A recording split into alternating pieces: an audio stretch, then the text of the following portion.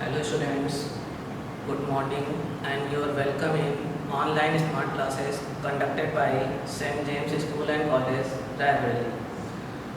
Now, today I am going to explain the topic related to modern periodic table in lesson 1 of class 10. Okay. First of all, what is modern periodic law? The modern periodic table was proposed by Moseley, and according to Moseley, physical and chemical properties of elements are periodic function to their atomic number. Means modern periodic table को किसने propose किया? मोज़ले ने. Modern periodic table में periods कितने होते हैं? 7 and groups कितने होते हैं बच्चों? 18. और इसमें क्या बोला गया? इसमें मतलब 2 पॉइंट्स हैं, atomic number and period, physical and chemical properties. Means according to Moseley के अनुसार physical and chemical properties of all elements are the periodic function of their atomic number. Okay. Next is what is group period. So in modern periodic table, number of group is 18 and number of periods is 7. Okay. आप class 10th में अच्छे तक whole periodic table learn कर लेते हैं बच्चे, but ये कि 1 to 20 एटॉमिक नंबर तक आपको रीड करने हैं. ईच एलिमेंट का आपको एटॉमिक नंबर 1 to 20 तक रीड होना चाहिए. ये हुआ. अब इस डॉट को देख लीजिए. डॉट जो है वो इम्पॉर्टेंट पॉइंट्स हैं, और इन पॉइंट्स में ये बोला गया है कि बच्चों जैसे हम कह रहे हैं कि first period, second period, third period, fourth period. First period में कितने एलिमेंट्स हैं? 1 and 1, दैट इज 2. तो यहाँ पे देखिए इस पॉइंट में मैंने क्या लिखा है? पीरियड और total element. First period contain 2 elements. Second में काउंट करिए 1 2 3 4 5 6 7 8 हो गए. तो आप इस तरह से काउंट कर लीजिए कि first period, second period, third period, fourth period, fifth, six and seventh में कितने कितने एलिमेंट्स प्रेजेंट होंगे. तो first period contain 2 elements, second 8 18 32 and 32. Clear? Okay. अब नेक्स्ट चीज क्या है? सेल या ऑर्बिट. प्रीवियस क्लास करें 9th क्लास में आपने देखा होगा कि ये न्यूक्लियस है. न्यूक्लियस के चारों ओर सर्कुलर स्ट्रक्चर्स होते हैं called it shell. SHELL CELL मत लिखते हैं. SHELL shell. Shell is also known as orbit, not orbital. ठीक. सेल को आप ऑर्बिट भी कहते हैं. अब ये बताइए कि फर्स्ट सेल को आपने क्या नाम दिया था? K सेल, L KLMN, ये आपके क्या होते हैं? सेल. KLMN ये सेल होते हैं, आल्सो नोन एज ऑर्बिट. किस सेल में कितने इलेक्ट्रॉन होते हैं वो नीचे लिखे हुए हैं. First shell contain 2 electron, second shell contain 8 18 32 and so on. ठीक. तो बच्चे ये था क्या? Modern periodic law. इसमें बोला गया कि physical and chemical properties of all elements are the periodic function of their atomic number. Second में क्या बोला गया कि आपको 1 to 20 तक की पीरियोडिक टेबल यहाँ ड्रा करके दिखाई गई है, और ये दिखाया गया है कि फर्स्ट स्टेकंड थर्ड फोर्थ पीरियड में कौन कौन से एलिमेंट हैं. नेक्स्ट में आपको दिखाया गया, क्लियर किया गया कि सेल किसको बोलते हैं, ऑर्बिट किसको बोलते हैं. तो KLMN जो होते हैं, जो न्यूक्लियस के चारों ओर सर्कुलर में प्रेजेंट होते हैं, उनको हम क्या बोलते हैं? सेल या ऑर्बिट. किस ऑर्बिट में कितने इलेक्ट्रॉन्स होते हैं वो नीचे लिख दिए गए हैं. तो इस पॉइंट में क्या बताया कि मॉडर्न पीरियोडिक टेबल में कितने पीरियड्स हैं? 7 पीरियड्स. तो किस पीरियड में कितने एलिमेंट्स हैं? फर्स्ट पीरियड में 2 एलिमेंट्स, सेकंड पीरियड में 8 18 32. तो 2 8 18 32 एंड 32. नेक्स्ट है बच्चों की find period, group, valency, valence electron and valency. कैसे फाइंड आउट करेंगे? तो किसी भी चीज़ का पीरियड, ग्रुप, वैलेंस इलेक्ट्रॉन और वैलेंसी अगर फाइंड आउट करना हो तो फर्स्ट ऑफ ऑल उसका आप क्या लिखेंगे? Electronic configuration. तो ये इसका इलेक्ट्रॉनिक कॉन्फ़िगरेशन हो गया. इलेक्ट्रॉनिक कॉन्फ़िगरेशन क्लास 9 में सिखा दिया गया आपको. 10 है तो क्या होगा? 2 8 17 2 8 7. 10 में 2 8 8 2. ओके. हाँ बच्चों, ये 872 क्या है? ये वैलेंस इलेक्ट्रॉन है। क्या चीज़ है? Valence electron. तो बताएं वैलेंस इलेक्ट्रॉन, इसके आउटर मोस्ट शेल में कितने इलेक्ट्रॉन हैं? 8। इसके आउटर मोस्ट शेल में 7, इसके आउटर मोस्ट शेल में 2। तो ये वैलेंस इलेक्ट्रॉन इस तरह से फाइंड आउट होते हैं। The electron present in outermost shell, outermost shell में प्रेजेंट इलेक्ट्रॉनों को वैलेंस इलेक्ट्रॉन। अच्छा, नेक्स्ट वैलेंसी कैसे फाइंड आउट करते हैं? वैलेंसी के लिए बच्चों एक टेबल होती है और उस टेबल में ये है कि अगर मान लीजिए वैलेंस इलेक्ट्रॉन आपके 1 2 3 4 5 6 7 8 है, तो वैलेंसी क्या होगी? तो वैलेंसी अगर 1 है तो +1, 2 है तो +2, +3, ±4, 5 और 3 8 होते हैं ना तो -3, 6 और 2 8 होते हैं -2, 7 और 1 8 होते हैं तो -1, 8 है तो कंप्लीट है, दैट इज 0। अब यहाँ पे आप देखिए बच्चों, वैलेंस इलेक्ट्रॉन कितने हैं? 8।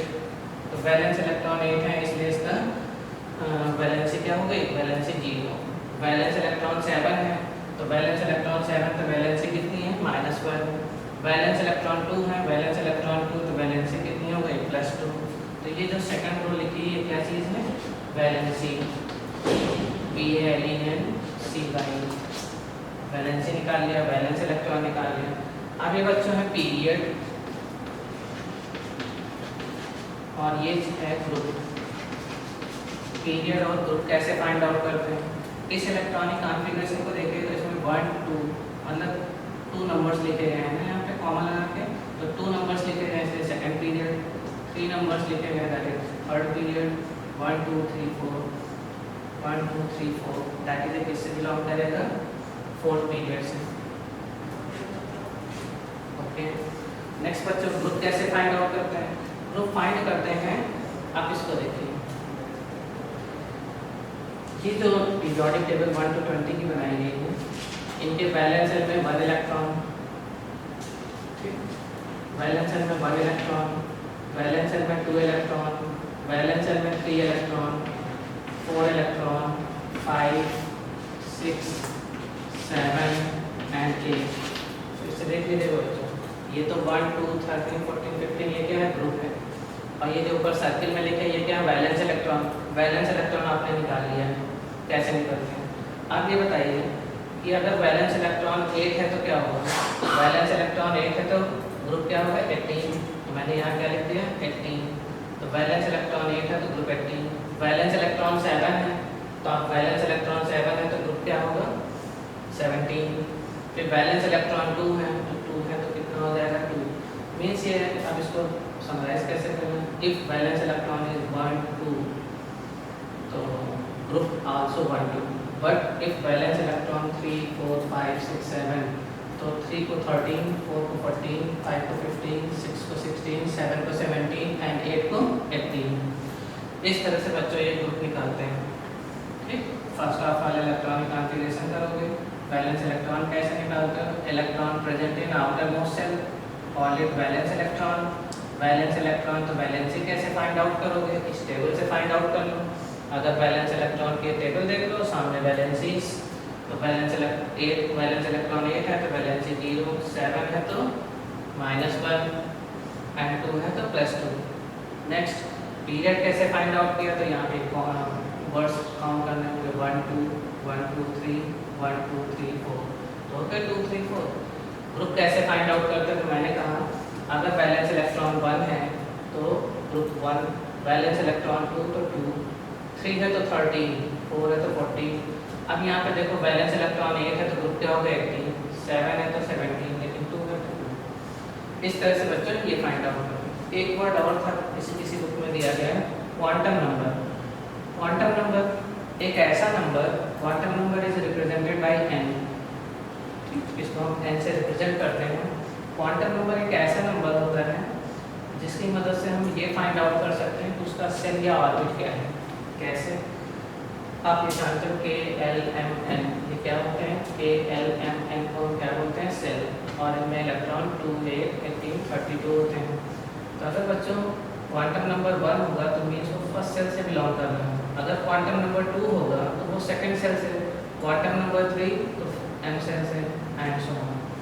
तो क्वांटम नंबर क्या है? एक ऐसा नंबर जो designate and distinguish the electron lies in which shell, electron किस सेल में प्रेजेंट है या किस सेल में पाया जाएगा, वो ये नंबर बताता है।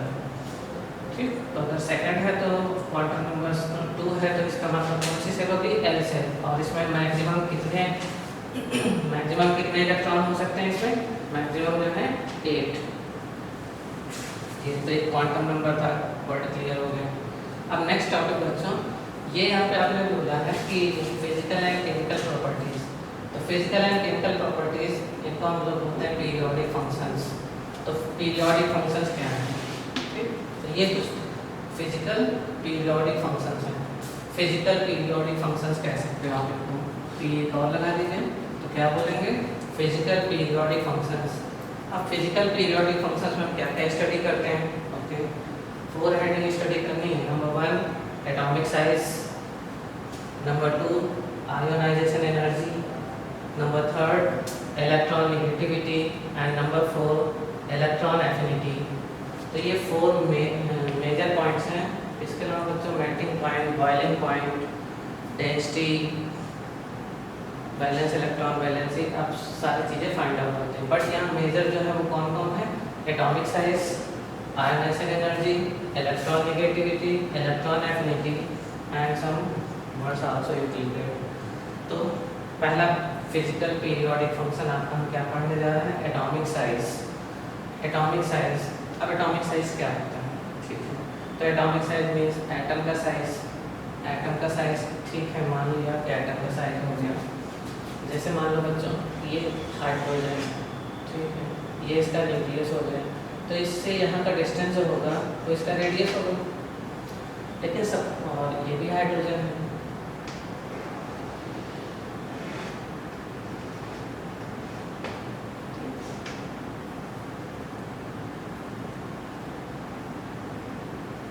ये हाइड्रोजन के 2 एलिमेंट्स हैं। और दूसरा मान लिया कि HCl मैंने बना दिया, ये H है और ये कौन है? Cl।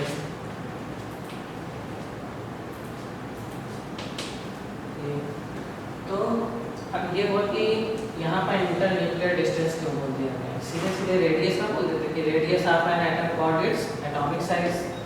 Radius of an atom को ये एटॉमिक साइज कह सकते थे, लेकिन ये देखा गया कि जो हेट्रो एटम्स होते हैं, हेट्रो एटम्स में एक एटम बड़ा होगा, एक एटम छोटा होगा, तो फिर रेडियस जो निकालेंगे वो क्या होगी? डिफरेंट होगी। फिर हम इसको डिस्प्ले नहीं कर पाएंगे, इसलिए हम यहाँ पे जो वर्ड यूज़ करते हैं उसको हम क्या बोलते हैं? Inter nuclear distance. एक हाइड्रोजन है तो क्या होगा? आप हमेशा मॉलिक्यूल का निकालोगे, तो आपने हाइड्रोजन मॉलिक्यूल ले लिया, ठीक, और इसके बीच का क्या है? 2 न्यूक्लियस के बीच का distance called it inter nuclear distance. It is divided by 2, तो इट इज़ डिवाइडेड बाई 2, तो बच्चों इतना ही तो निकल के आएगा आपके लिए। तो यही क्या है? Atomic size. But inter nuclear distance इसलिए फॉलो करते हैं क्योंकि अगर होमो एटॉमिक है, that is atomic size of both atom is similar, तो ठीक है, but atoms of dissimilar size, तो फिर इंटर न्यूक्लियर डिस्टेंस बेटर। तो एटॉमिक साइज क्या होता है? Inter nuclear distance between 2 atom of A molecule. किसी मॉलिक्यूल के 2 एटम के बीच का जो इंटर न्यूक्लियर डिस्टेंस है divided by 2 called it atomic size. अब एटॉमिक साइज में यहाँ पे ठीक है एटॉमिक साइज या एटॉमिक रेडियाई भी कह सकते हो। अब बच्चों यहाँ पे हमने 3 रेडियाई आपको दिखाए। ये कहते हैं कि 2 element when come close to each other from infinite distance, 2 element एक दूसरे के नियरेस्ट आ रहे हैं, ठीक, नियरेस्ट आने पर अभी इनके बीच में ना अट्रैक्शन लग रहा ना रिपल्सन, उसके बाद एक सफिशिएंट नियरेस्ट आने के बाद इनके बीच में अट्रैक्शन और रिपल्सन स्टार्ट हो जाता है। It is believe that inter distance between 2 atom is about 500 picometer, तो attraction and repulsion become occurs. जब 2 एटम इन्फिनाइट डिस्टेंस से पास आएंगे, तो जब 500 पिकोमीटर के अबाउट आ जाएंगे तो उनके बीच में अट्रैक्शन या रिपल्सन होता है। उस पॉइंट पर जो फोर्स लगने लगता है उसको हम क्या बोलते हैं? वॉन डर वाल फोर्स। ओके, तो सपोज होता है कि 2 एटम हैं, एक दूसरे से इन्फिनाइट डिस्टेंस से पास आए हैं, अब इनके बीच जो फोर्स लग रहा है वो कौन सा फोर्स होगा? वॉन डर वाल। ठीक, वॉन डर वाल फोर्स लगने पर मैंने इनको रोक दिया। अब बताओ इनके न्यूक्लियस का डिस्टेंस डिवाइडेड बाय 2। ठीक, नेक्स्ट में आ जाओ। ये दो एटम ऐसे हैं जो कोवैलेंट रेडियस, इसको बच्चों हम एटॉमिक रेडियस बोलेंगे। इसको क्या बोलेंगे? Atomic radius. ओके, तो atomic radius two atom come close to each other, दोनों एक दूसरे से फ्यूज हो गए। अब यहाँ पर क्या होगा? यहाँ पर इंटरन्यूक्लियर डिस्टेंस और डिवाइडेड बाय 2। इस केस में आओगे तो यहाँ पर इंटरन्यूक्लियर डिस्टेंस डिवाइडेड बाय 2। तो इसमें ये देखा गया दोनों एटम एक दूसरे को टच नहीं करते हैं, इसमें एक दूसरे को टच करते हैं, इसमें एक दूसरे से ओवरलैप हो जाते हैं, मीन्स एक स्फीयर दूसरे स्फीयर के अंदर तक इंटर कर जाता है। तो इसको हम लोग क्या बोलते हैं? ओवरलैप। ओवरलैप हो गया। अब बताइए सबसे ज़्यादा रेडियाई किसकी होगी? ठीक, यानी सबसे ज़्यादा साइज किसका होगा?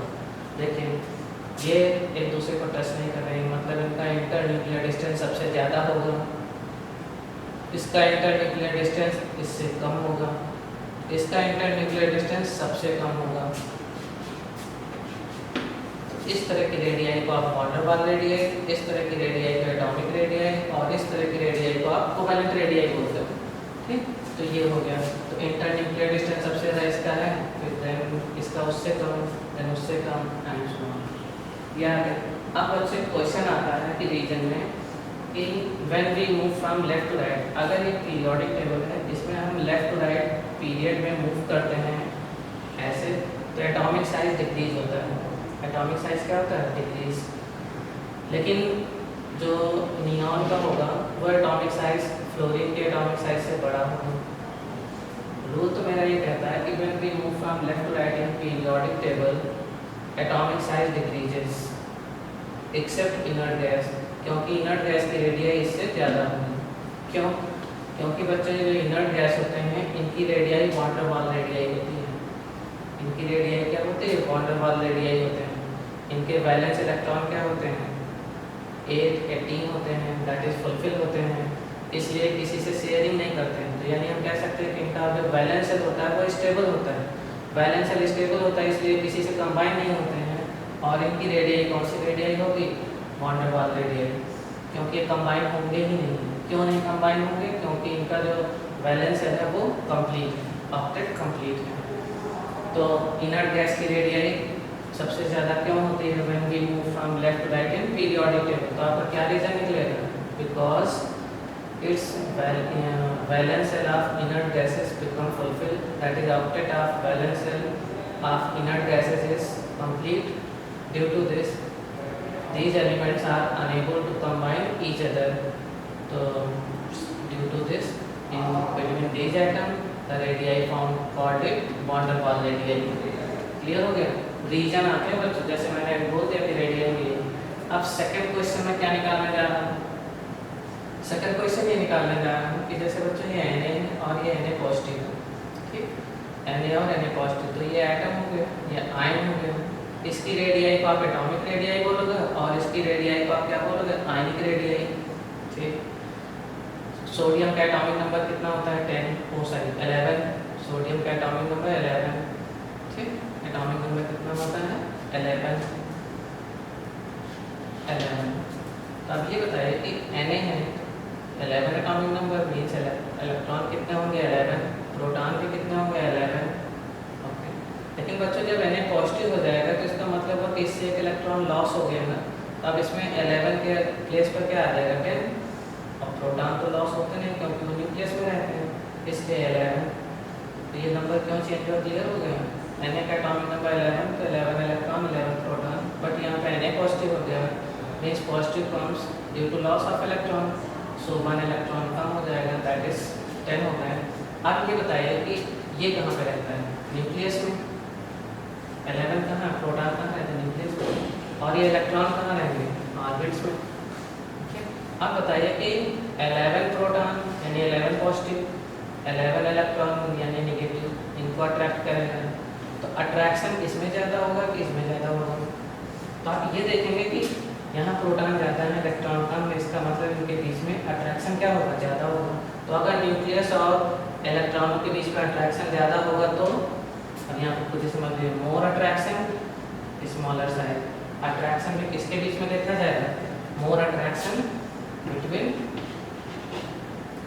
Electron and between nucleus and valence electron. ठीक, तो more attraction between proton and electron, reason भी लिखा जाता है। तो आप बताओ कि अगर अट्रैक्शन ज़्यादा होगा तो साइज क्या होगा? स्मॉलर। मोर अट्रैक्शन स्मॉलर साइज। क्लियर हो गया? अट्रैक्शन किसके बीच में ज़्यादा होगा? प्रोटॉन और न्यूट्रॉन। ये कहाँ? Lies in nucleus and lies in orbit. तो ये हो गया। अब इस बेसिस पर मैंने बोल दिया कि Na is atomic radii of Na is greater then Na positive. तो आपसे पूछा जाएगा कि Na is radii of Na is greater then Na positive, why explain it. तो आप क्या एक्सप्लेन करोगे? इसी तरह एक्सप्लेन कर दोगे। In case of this 11 electron and 11 proton are found, but in this case 10 electron and 11 proton are found. So due to this more attraction occurs in proton and electron of Na positive, so its size is small. लेकिन बच्चों negative वाले case में आ जाए, जैसे कि Na का ion Na positive होता है, Cl का आयन Cl नेगेटिव होता है, Cl पॉजिटिव नहीं होता है। अच्छा, अब इसके केस में क्या देखा तुमने? वही सिंपल सा फंडा लगाएंगे। क्लोरीन का एटॉमिक नंबर कितना होता है? 17। 17 तो बताइए इसमें इलेक्ट्रॉन कितने? 17। प्रोटॉन 17। अब नेक्स्ट में आ जाओ, नेगेटिव लगा। नेगेटिव का मतलब क्या होता है? इसने एक इलेक्ट्रॉन रिसीव किया है, इलेक्ट्रॉन 17 से कितने हो गए? 18। ओके, अब प्रोटॉन कितने हैं? 17। तो एटॉमिक नंबर कितना होता है इसका? 17 होता है। क्लियर ना? तो इलेक्ट्रॉन भी कितने होंगे? 17, प्रोटॉन भी 17। बट इस केस में एक नेगेटिव लगा है, इसलिए एक इलेक्ट्रॉन राइज कर जाएगा, दैट इज 17 के प्लेस पर 18। और ये अब बताइए इसमें ज़्यादा अट्रैक्शन होगा कि इसमें ज़्यादा अट्रैक्शन होगा? तो यहाँ पर 17 प्रोटॉन और 18 electron, that is less attraction. Proton कम है, इलेक्ट्रॉन ज़्यादा है, अट्रैक्शन कम होगा। लेकिन यहाँ पर 17 है तो कंपैरेटिवली मोर अट्रैक्शन। तो ये हो गया। इस तरह से मैंने देखा Na और Na पॉजिटिव में किसका साइज ग्रेटर होगा? Na का। लेकिन Cl नेगेटिव और Cl में किसका ज़्यादा होगा? Cl negative. और आप बच्चों इसी तरह एक्सप्लेन करेंगे वहाँ पर। तो 3 तरह के क्वेश्चन निकल के आते हैं। नंबर 1 कि when we move from left to right in periodic table, size of atom become decreases, but inert gas size of inert gas is greater. Why? Explain it. तो आप क्या बताओगे? Its radii is van der Waals radii. Next आया कि दूसरा question कि Na और Na positive किसकी रेडियाई ज़्यादा होगी? तो आप इस तरह से एक्सप्लेन करो और इस तरह से। और तीनों रेडियाई मैंने आपको एक्सप्लेन कर दी। जब एक दूसरे को टच न करे तो van der Waals radii, touch कर जाए एटॉमिक रेडियाई, ओवरलैप हो जाए तो कोवेलेंट रेडियाई। और इंटरन्यूक्लियर डिस्टेंस इसीलिए लेते हैं क्योंकि हेटेरो एटम के केस में एक एटम की रेडियाई से दोनों एटम की रेडियाई आप एक्सप्लेन नहीं कर सकते, क्योंकि इसकी अलग होगी, इसकी अलग होगी। अगर सिमिलर है तब तो एक एटम की रेडियाई से एक्सप्लेन किया जा सकता है, इसीलिए जनरल फार्मूला निकाल दिया गया इंटरन्यूक्लियर डिस्टेंस डिवाइडेड बाय 2। तो ये था बच्चों एटॉमिक साइज। कोई आपसे नहीं पूछेगा एटॉमिक साइज की डेफिनेशन लिखिए, क्वेश्चंस पूछे जाएंगे। नेक्स्ट बच्चों आ जाओ आयोनाइजेशन एनर्जी। आयोनाइजेशन एनर्जी क्या होता है? अब यहाँ पर एक आयोनाइजेशन एनर्जी वर्ड है और यहाँ पे बच्चों एक आयोनाइजेशन पोटेंशियल वर्ड है। इन दोनों में होता है कन्फ्यूजन। बच्चों से ये पूछो तो कहते हैं ये है, इसको पूछो तो कहते हैं ये है।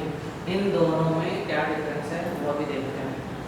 पहले तो आयोनाइजेशन एनर्जी क्या है देखते हैं। ये बच्चों एक मेटल है, गैसियस फॉर्म में है, आइसोलेटेड है। तो आइसोलेटेड का मतलब होता है सिंगुलर वर्ड, यानी कि single atom. Isolated gaseous atom, isolated gaseous atom से अगर हम एक इलेक्ट्रॉन लॉस कर लें, आइसोलेटेड गैसियस एटम से एक इलेक्ट्रॉन अगर हम निकाल लें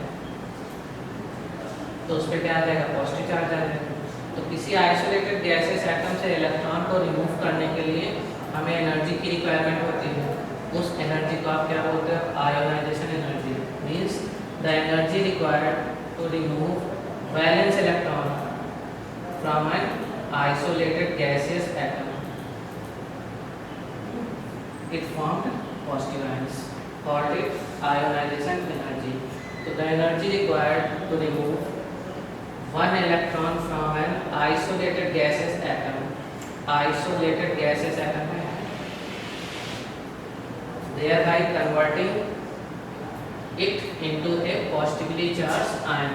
देखिए पॉजिटिवली चार्ज आयन में कन्वर्ट हो गया, पॉजिटिव आयनाइजेशन एनर्जी मींस, फिर से देख लें, किसी आइसोलेटेड गैसेस एटम के वैलेंस शेल से एक इलेक्ट्रॉन को रिमूव करने के लिए जो अमाउंट ऑफ एनर्जी रिक्वायर्ड होती है कॉल्ड इट आयोनाइजेशन एनर्जी। ठीक, फर्स्ट आयोनाइजेशन एनर्जी।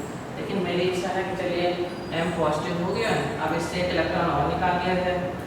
ओके, तो m पॉजिटिव मैंने कॉपी कर लिया, फिर से हमने उसको एनर्जी दी, एक इलेक्ट्रॉन मैंने और निकाल लिया। अब एक पॉजिटिव उसके पास पहले से था, एक और बढ़ गया तो m2 पॉजिटिव हो गया। तो बच्चों पहले जो एनर्जी दी थी उसको हमने बोला फर्स्ट आयोनाइजेशन एनर्जी, सेकंड वाले को आप क्या बोलोगे, सेकंड आयोनाइजेशन एनर्जी। क्लियर? तो सेकंड आयोनाइजेशन एनर्जी, तो क्या ये ऐसा पॉसिबल है कि इस m से जब इलेक्ट्रॉन मैंने निकाले, दो इलेक्ट्रॉन, इनको एक साथ निकाल दें, एक एनर्जी का अमाउंट दे के दोनों इलेक्ट्रॉन एक साथ? नहीं, ऐसा नहीं हो सकता।